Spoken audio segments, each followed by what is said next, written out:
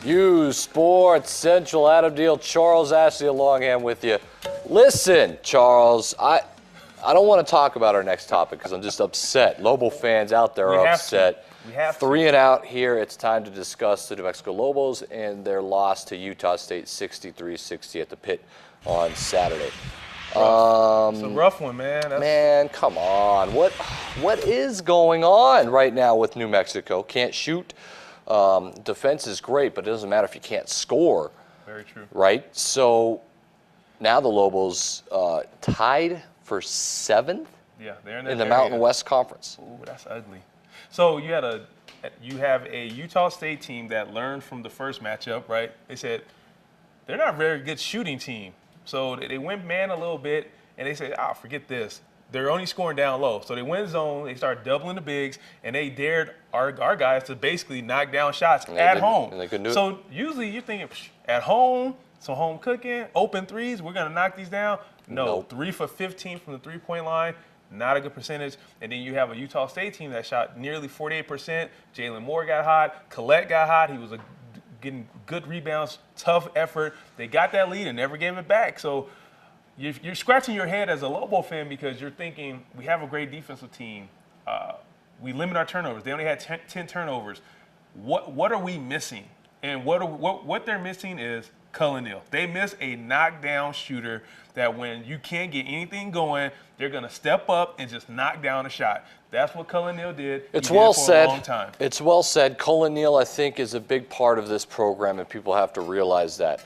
You don't have to overreact from losses, but it's the losses that are starting to pile up now. On the road against Air Force was a bad loss. This is a very bad loss against a very mediocre Utah State team at home. You lost your last game at home to Boise State. Well, you beat San Jose State, which doesn't count because I don't even consider them a program. That doesn't count. Right? So I'm just saying that people have to understand where we are as a program, though, right now. And this is, whether people want to admit it or not, a rebuild season. Okay? So there could be success in this and disappointment, but you got to take it all in. That being said, I think the overreaction of some Lobo fans kind of frustrates me because some people act like the New Mexico Lobos have been this national powerhouse and we're expected just to win every single game every year. And now that Coach Craig Neal is struggling on this rebuild season, that maybe he's not the answer and he needs to go away or this isn't the answer for our program. When, truthfully, when has UNM been a powerhouse ever or done anything relevant in the NCAA tournament? Ever. In the history of our program, we never have. So I think expectations, because of what Steve Alford did here, were way too high for Lobo fans. It's okay to have a season like this. We are a mediocre team. That's just what we are. Now, can Coach Craig Neal build off this and build our program? We hope so, right? That's what we're looking for. I think we do have players growing into this program that are going to be huge, like Sam Logwood. You've got Cullen Neal, who's going to be great. Devin Williams. You have pieces that I like. We'll see going forward, though. I think calm down, Lobo fan. We've never been a national powerhouse. That's my little rant. Lobo fan was so spoiled with success that I think they sometimes forget the big picture. The big picture is we lost a ton of talent the last 3 years, okay? We have guys NBA talent. Yes, NBA talent. Guys coming in, figuring out new roles or whatnot.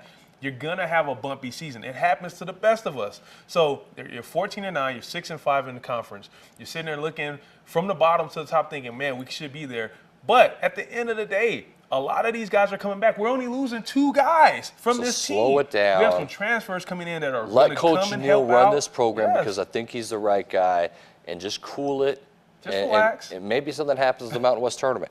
Okay? You never know what can happen. I like how people are so quick to give up on things when it's looking gloom right now. Oh, we're 14-9, we look terrible. All you got to do is get hot. Thank you. All you got to do is get hot and win a tournament. That's it. It's about time you say something relevant to the show. I say it all the time, Let's man. move on. Now we're going to go back down to the ranks, what we know best, Charles. That is high school hoops, District 1-6A, the best district in the state. Some great games. Maybe. Rio Rancho Rams, they go up to Santa Fe, smash up the Demons. Great win for them. But the way they did it, right? The way they did it, 91-75, the final score. My guy, Brady Patterson, is on it.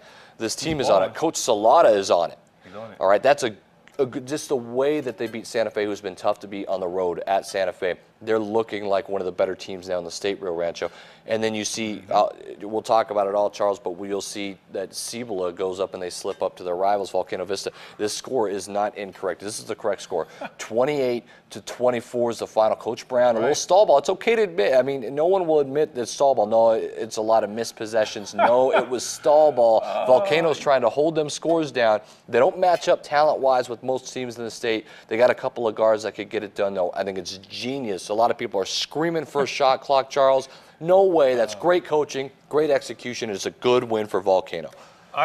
This is where you're probably going to say I'm sitting on the fence, okay? Here we go. I'm impressed with Rio Rancho. I'm more impressed because they didn't have a letdown after that emotional game at Cleveland winning it. They went to Santa Fe, put a nice little beat down on the Demons. Volcano Vista. I picked them to win that game last week over Cibola. You did.